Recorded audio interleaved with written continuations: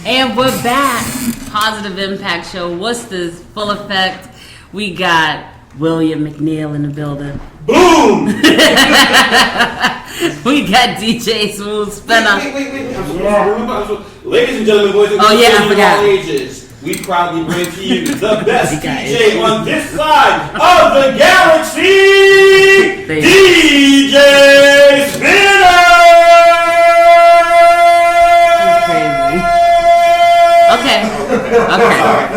Okay, so y'all know that he likes Spinner.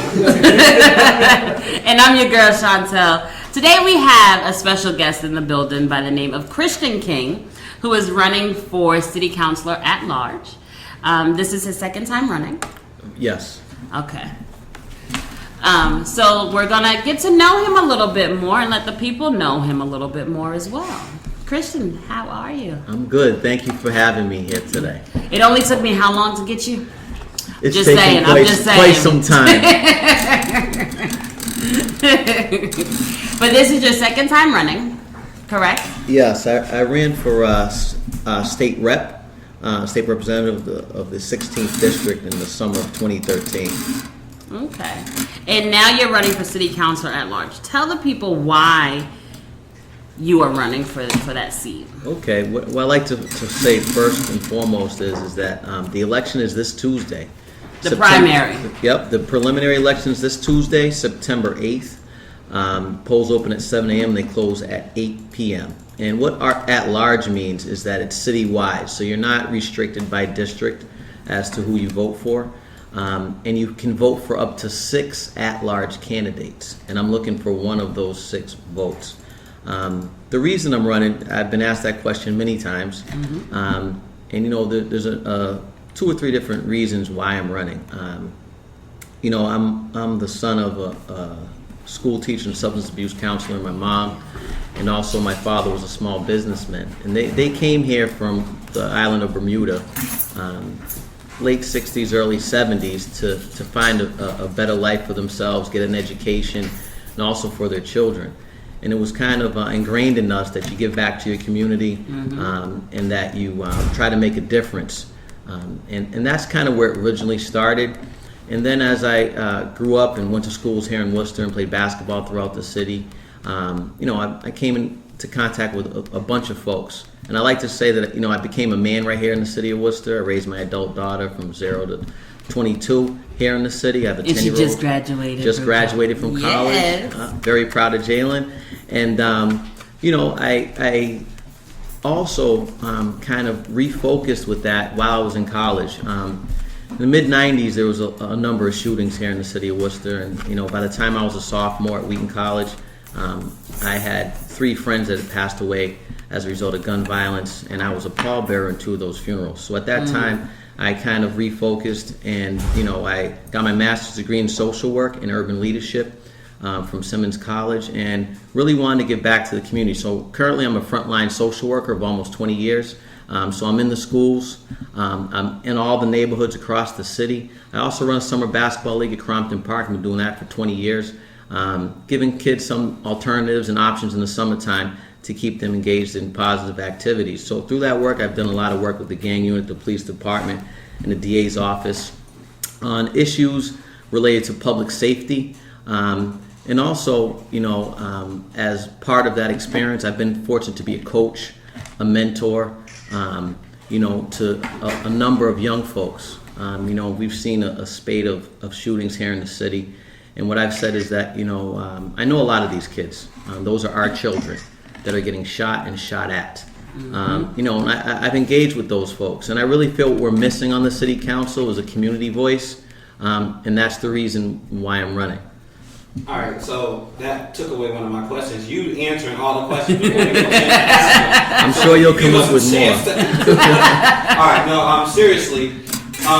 So you said all these things that you've been doing in Worcester, and I've personally seen you do some of these things. I'm appreciative of you coming to the candidate forum that we had at Elm Park. But my question to you is, when did you become in love with Worcester? And what do you see going on in Worcester now? I mean, yes, there's gang violence, yes, but what do you see being done in Worcester now that you can change as a member of the city council?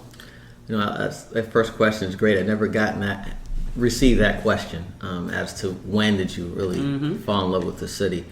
I've always liked being here. I said I became a man here at Lincoln Square Boys Club, playing with a lot of the fellas on the basketball court.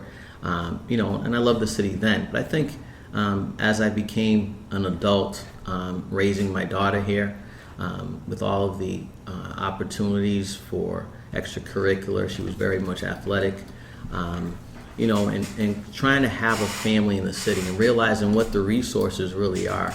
There's a lot of things that the city has going for itself, and I think as I continue to grow, I continue to like Worcester more and more, which is contrary to a lot of things that you'll hear currently. My fiance Tatiana and I got engaged in August. We intend to remain here. Congratulations. Thank you. I really enjoy the people. I really enjoy going out. Last night we were at the old school family reunion, and seeing folks that I haven't seen since high school, is something that really, really sticks with me. And I think, again, as I became an adult, I became more appreciative of the city. Right. I don't remember the second part of the question. The first part was when you fell in love with Worcester. Yep. The second part was when you become a member of City Council, what do you plan on changing? I think one of the things you really have to do, and I've had this conversation over and over with District Attorney Joe Early, my passion has been teenagers and young adults. I'm a frontline social worker of 20 years, and I'm in a specialty unit that deals with teenagers and young adults up to age 22. That's not my singular focus, but one of the things I'd like to do is to explore options with regards to our extracurricular activities. They often say that that if it's possible that you can exchange bullets for jobs. Right. And finding ways. I've seen firsthand what it means for someone to be a part of a team, for what it means for a young lady, a young woman, a little girl to build their self-esteem through sports, through the arts.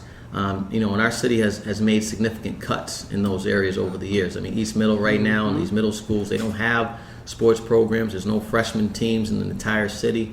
And these kids are just out there. And I think one of the things I'd like to do is to explore ways that our colleges and universities can kind of kick in and contribute in that specific areas. That'd be one of the first things that I would explore, because there's a vast array of resources from our colleges and universities, and even some of our churches that they have with regards to facility, volunteers, to keep these kids busy, because you have to intervene. I mean, I've had teens just this year on my caseload that I've had to get out of the city because their house is going to be shot up. Wow. And I'm taking them to, believe it or not, Holyoke, not the greatest place. There's crime there as well. But they get there and they flourish, A's and B's. But they do so well, you have to bring them back home. Yes. But now that they're here, how do we keep them busy? Well, what's good about what you just said is, I remember I had to leave the city because of a little bit of trouble too, which wasn't directed towards me. But it was good to come back to, it was good because I ended up back in Worcester. So while I agree, sometimes you do have to get them out of the city, we have to make Worcester a safe place as well. And I'm, for one, very appreciative that you are doing what is needed to help make the city a better place. Yeah, and I think, the council, Rick Brushton has stepped down. There is an open seat. And I think that, what we've seen over the last 6 to 9 to 12 months in the council has been a lot of posturing. There's been a lot of finger pointing and assigning and a blame. And I'm a professionally trained social worker, and what we're trained to do is to bring folks together, to collaborate, and the one word that some people don't like to hear is the word about accountability. Yes. But accountability is full scale. It goes to every public agency. I'm a public employee, so I know what it means when you're entrusted with public trust, and how precious and sacred that is. So our elected officials, all the folks that we want to treat us fairly and proceed with us fairly, have to be held accountable as well. But that goes for the kids as well. It also goes for the parents. I mean, full circle. And I think what you've had in the council is divisiveness. And what we need is a multi-pronged approach on the council. That's something that I would bring to the table. I like that. And that goes into my question about, because your focus is education and things like that, how closely would you try to get school committee to work with city council? Because I've noticed over the past couple of years, they go head to head over every penny, every cent that needs to go into public schools. City councils, all the ones that are on there now, have always, why do we have to do that? It needs to go here and this and that.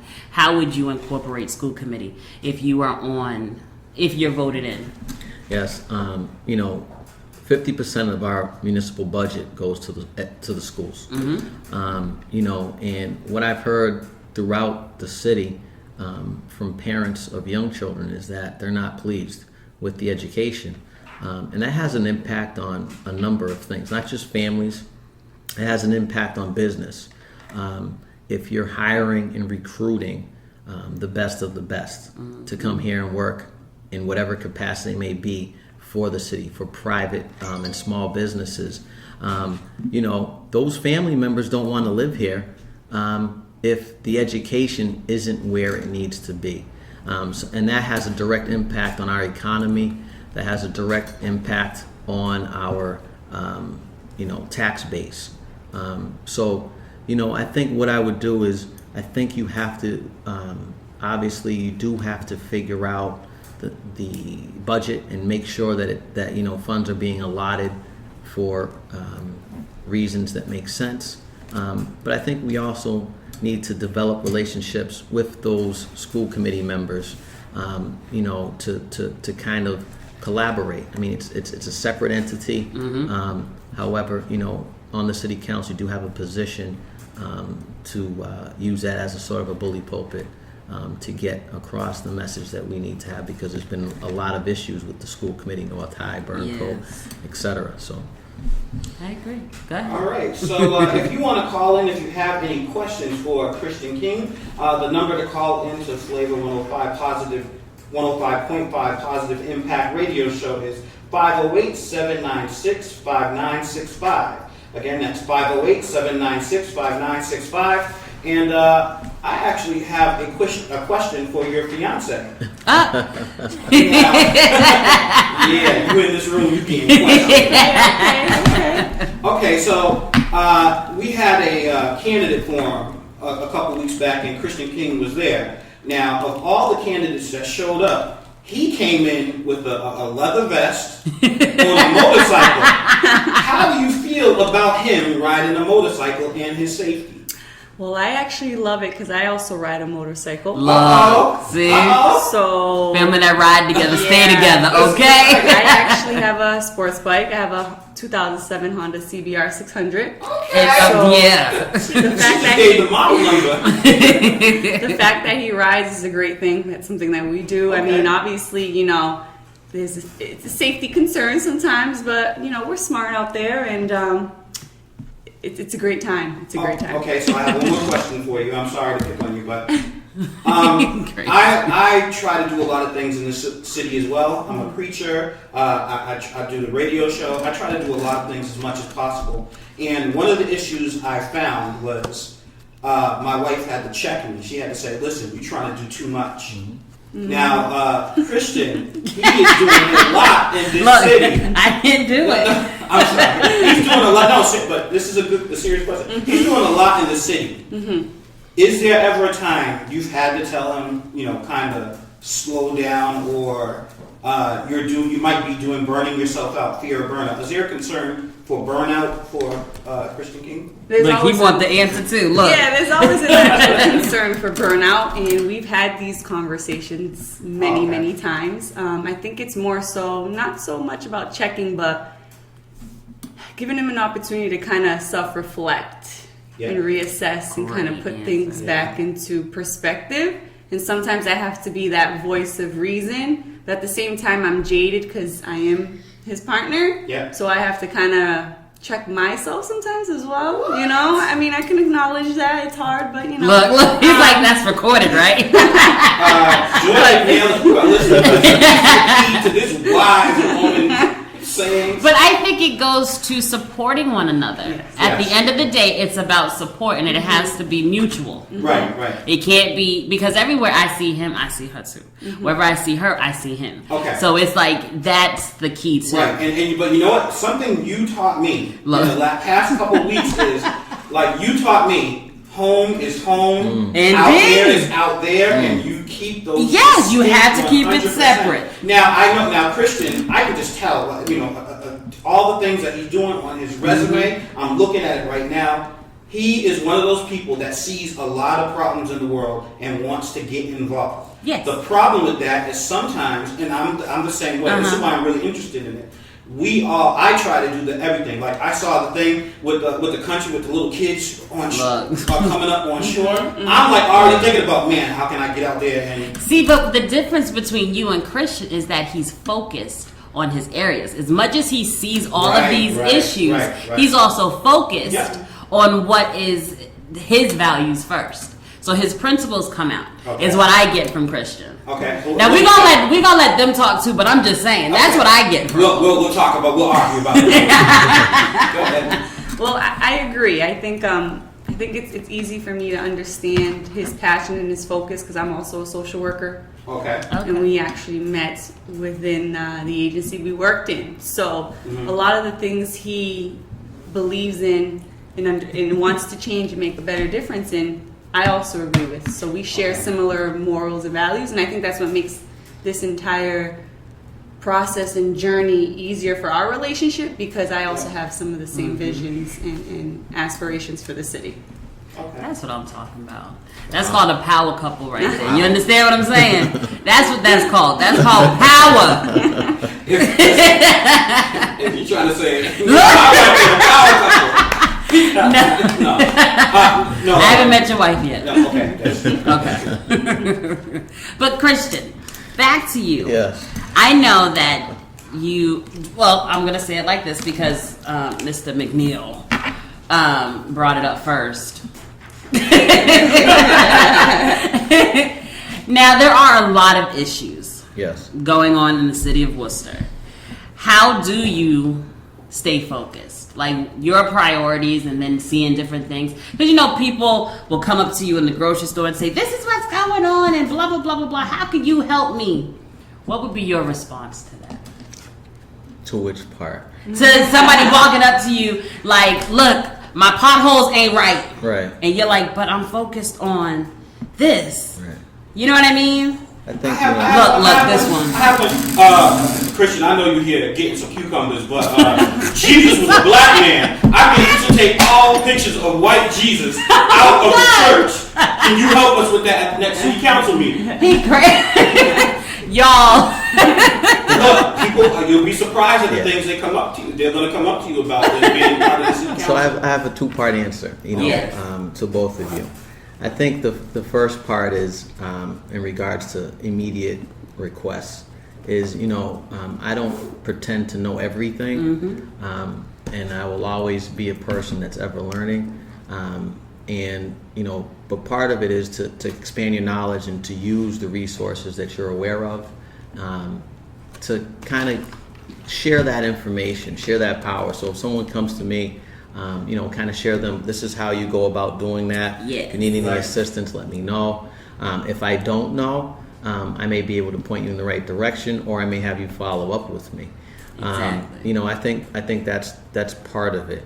As far as the competing priorities go, I think that's an ever-present battle because there's so much going on. And I think it's really kind of bouncing it off your support group, and also trying to figure out what's most pressing. I think what I've seen this year at the council is there's been some issues that have been brought up purely for political purposes, and not out of necessity. Yep.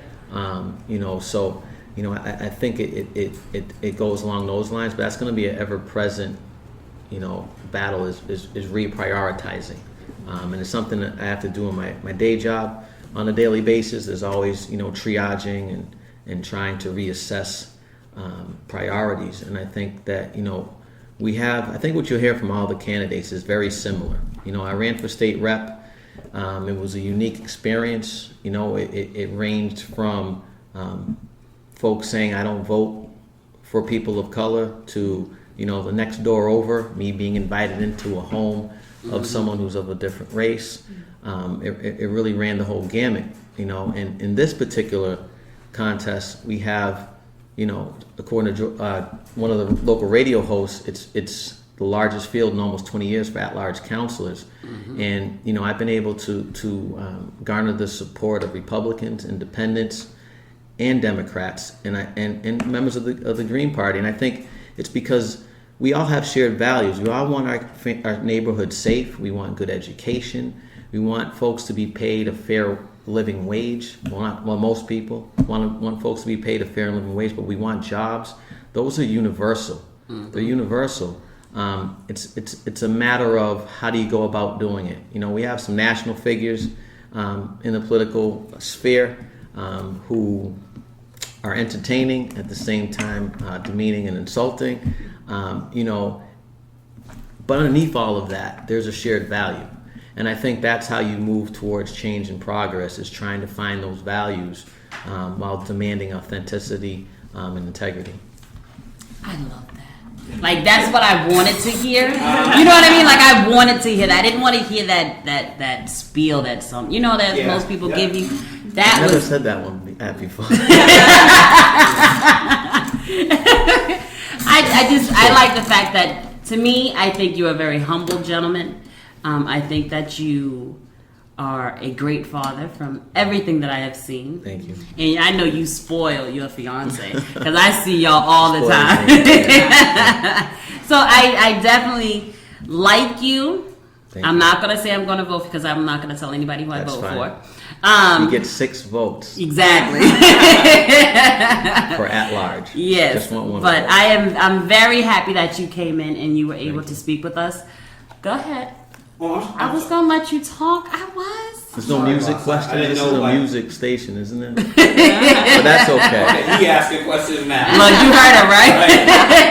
All right now. No. So what I wanted to say is that what I like about you, and this is not from something that I came up with today. What I like about you was that at the candidate forum, there were others that showed up, but you really showed up. And so I'm like, okay, he's young. You look young. I mean, you almost. Look, did you just call you old without saying it? That's what you said. That's what it sounded like. I don't know how old he is, so I can't call him old. I said he looks young. He looked young like I look. He's almost as handsome as I am. Not as tall,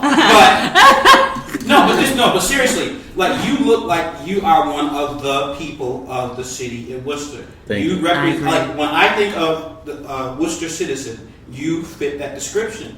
And not only for me, but for other people. I live off of Burncoat Street, and it's one of the nicest neighborhoods in the city of Worcester. And I'm driving down there, I see, vote for Khrystian King. Khrystian King, the little signs on people's yards. Right. So, yes, you did give a good answer, but you are touching a lot of people in the city of Worcester.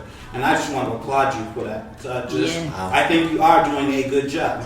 So I think I don't want to I don't want to predict anything, right. But you better get ready for a seat, I believe. Yeah. So I thank you very much. That's very humbling. What I would say is, I know that. You know, this candidacy. That was cute. I just want you to know, I seen it. I noticed it. That was cute. Go ahead. I'm listening. This candidacy has been a long time coming. It's not just about Khrystian King. It's about, all of my friends that I grew up with. So it's also about, we haven't had a black male as a city councilor since 1938. Wow. For at large. Stacey Du Bois Luster was the first woman in 1997. The first man was Councilor Busby before Councilor Scott. And we have a very diverse field.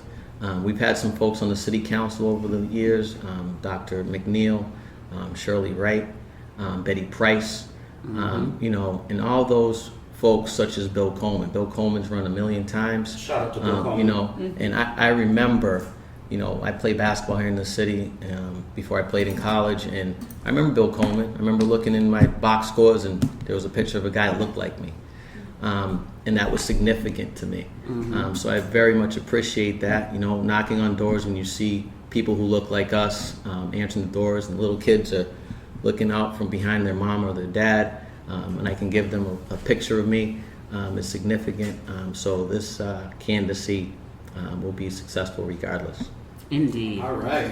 All right, so since it is a music show, we have to ask him now because he brought it up. Yeah. Probably gonna Top get me. 5. Good, I got it. Top 5, dead or alive. Got it. Easy. That's easy. Rappers, that's easy. Okay, I'll do rappers first, then I want R&B though. Oh man, R&B. I have to go groups. But I'll go hip hop first. Okay. And y'all might be mad at me, so but I don't care. This is what it is for me. I got KRS-One. Yes. Okay. I got LL Cool J. Okay. I got Eminem. Okay. Yes, I do. I ain't mad. Rakim. I ain't mad. I got. Hold on, we can get to that. I got Rakim. Yes, you do. Yeah. That one. And my 5th, it's not Jay-Z. It isn't. Oh, how can I forget Tupac? Okay. Look. Tupac's my number 1, so I don't know how I forget. That's my number 1. I don't know how I forgot that. Tupac. How can I forget that? But I like to talk about the Eminem thing. I know there might be some conversation. But I just wanted to make sure because you were like getting lighter and light skinned. You were from LL Cool J, Eminem. I said Rakim.